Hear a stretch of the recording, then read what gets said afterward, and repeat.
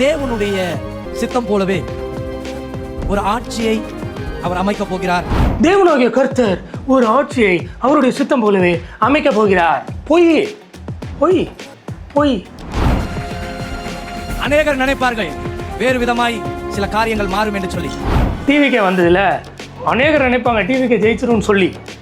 ஆனா இவர் தீர்க்கதரிசனம் கர்த்தர் சொல்றாரு, மீண்டுமாய் இருக்கக்கூடிய ஆளுகை செய்யக்கூடிய ஆட்சியை மீண்டுமாய் தமிழ்நாட்டிலே அவர் தொடங்கி வைக்கிறார்.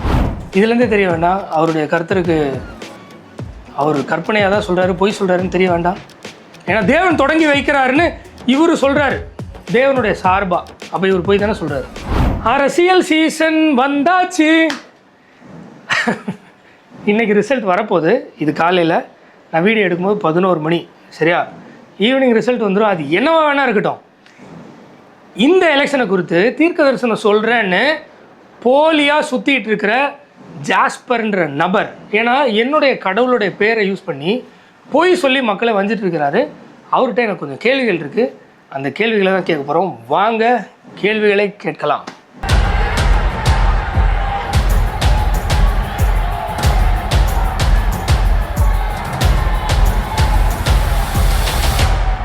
வேதத்திற்கு எதிரான கிறிஸ்தவர்களிடம் கேள்வி கேட்கலாம். வாங்க.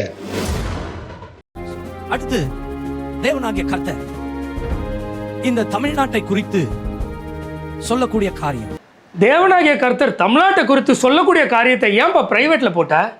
இந்த வீடியோ இப்போ பிரைவேட்டில் போயிடுச்சு. ஏன்பா? ஏன்? கர்த்தர் சொன்னது ஓடி ஒளியறதுக்கா? ஏன்னா அது கர்த்தர் சொல்லலை, நீ அடிச்சு விட்ட. அப்படி தானே? உண்மையிலே கர்த்தர் சொல்லியிருந்தா தைரியமாக வச்சுருப்பல. ஆமாவா இல்லையா? ஆமாவா இல்லையா? தமிழ்நாட்டிலே அடுத்த ஆட்சி தேவனுடைய சித்தம் போலவே ஒரு ஆட்சியை அவர் அமைக்க போகிறார். தேவனாகிய கர்த்தர் ஒரு ஆட்சியை அவருடைய சித்தம் போலவே அமைக்க போகிறார். பொய் பொய் பொய். இப்படி கடவுள் பெயரை சொல்லி பொய் சொல்லி மக்களை ஏமாத்த உங்களுக்கு எப்படி மனசு வந்தது? எப்படி மனசு வந்தது? எப்படி வருது? ஏன்? உங்களுக்கு பைபிளில் இருக்கிற வார்த்தைகளை சொல்லி அவங்கள நன்னறி வழிப்படுத்தி ஒழுங்காக இப்படி இருக்கணும் இப்படி இருக்கக்கூடாதுன்னு சொன்னால் பத்தாதா? நீங்கள் தீர்க்கதரிசனம் சொல்லி நீங்கள் பெரிய தீர்க்கதரிசின்னு அவங்கள நம்ப வச்சு காணிக்க கரன்னு கறக்கணும். அதுதானே உங்களுடைய எய்மு. அதுக்கு இப்படிலாம் யூஸ் பண்ணுவீங்க, மாட்டிப்பீங்க, மாட்டிக்கிட்டே ப்ரைவேட்டில் போட்டுவீங்க. அப்படியா? இப்போவும் எலெக்ஷன் ரிசல்ட் வரல, என்ன வேணால் வரலாம், அதுக்குள்ளே ப்ரைவேட்டு.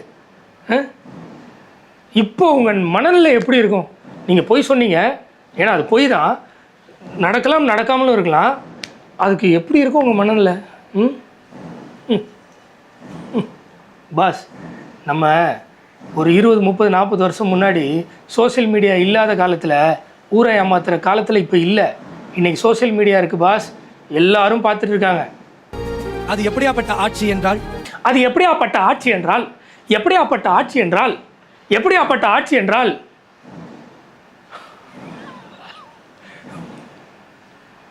இப்போ நீங்கள் ப்ரைவேட்டில் போட்டது ஒன்று போதாதா?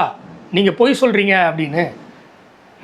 ரிசல்ட் வருது வரல, திமுக ஜெயிக்குது ஜெயிக்கல, நீங்கள் சொன்னது பொய், கர்த்தர் சொல்லலை, நீங்கள் பொய் சொன்னீங்க அப்படின்றதுக்கு சாட்சி நீங்கள் ப்ரைவேட்டில் போட்ட ஒன்று பத்தாதா? மீண்டும் இப்பொழுது இருக்கும் ஆட்சியே தொடரும் என்பதுதான் தேவனுடைய வார்த்தை. மீண்டும் இப்பொழுது இருக்க ஆட்சியே தொடரும் என்பதுதான் தேவனுடைய வார்த்தை. எந்த தேவனுடைய வார்த்தை?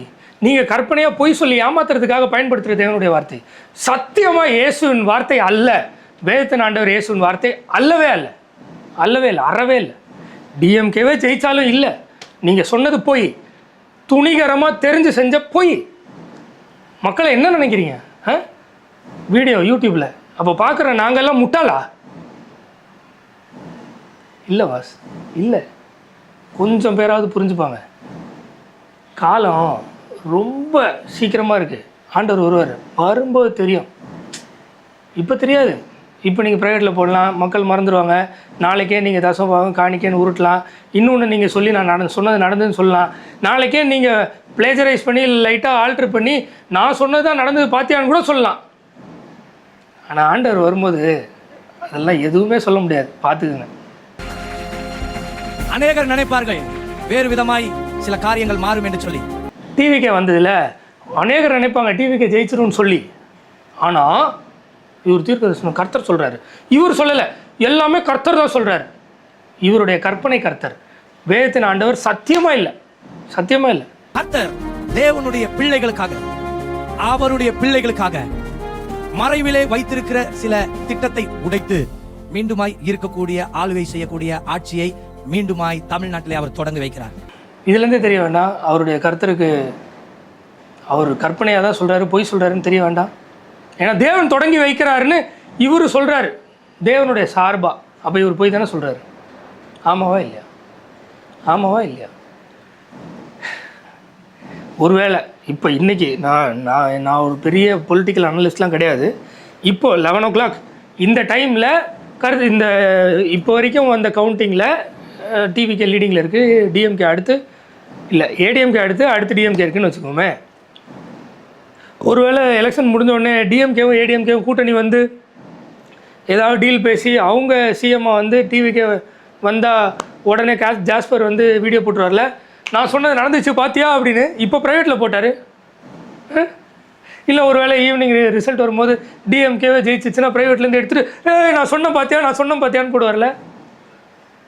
ஆனால் ப்ரைவேட்டில் போட்ட உடனே தெரிஞ்சிருச்சு ஃப்ராடுத்தனம், போய் பித்தலாட்டம்னு. கர்த்தர் சொன்னார்னு பொய் சொன்னார்.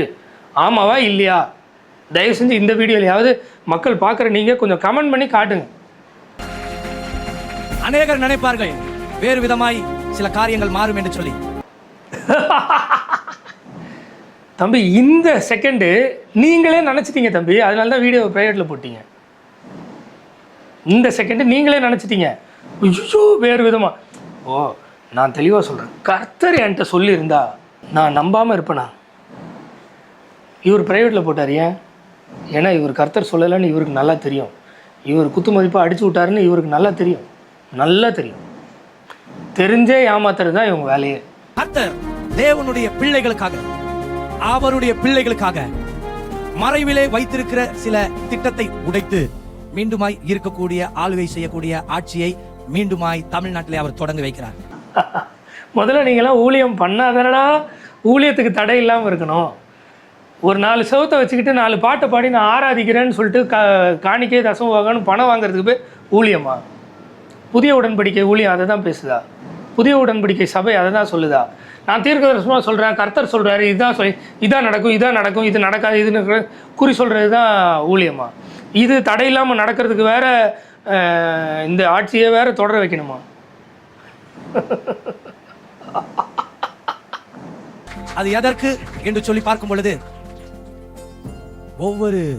நாம் ஒவ்வொருவரும் இந்த நாட்களிலே ஊழியத்தை கர்த்தருக்கு என்று மகிமையாய் செய்வதற்கு மாத்திரமே.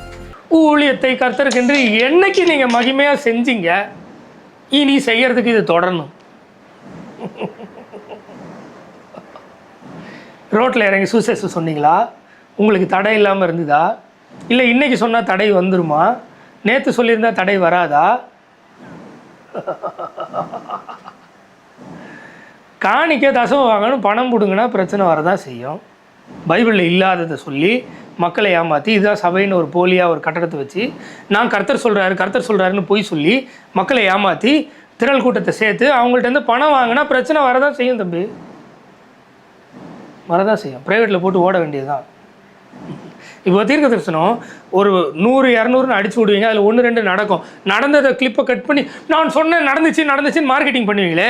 இப்போ கர்த்தர் சொன்னாருன்னு நான் போய் சொல்லிட்டேன் என்னை மன்னிச்சிருங்கன்னு சொல்லுவீங்களா? இல்லை எப்படி சொன்னால் கூட அது நியாயமாக இருக்குமா?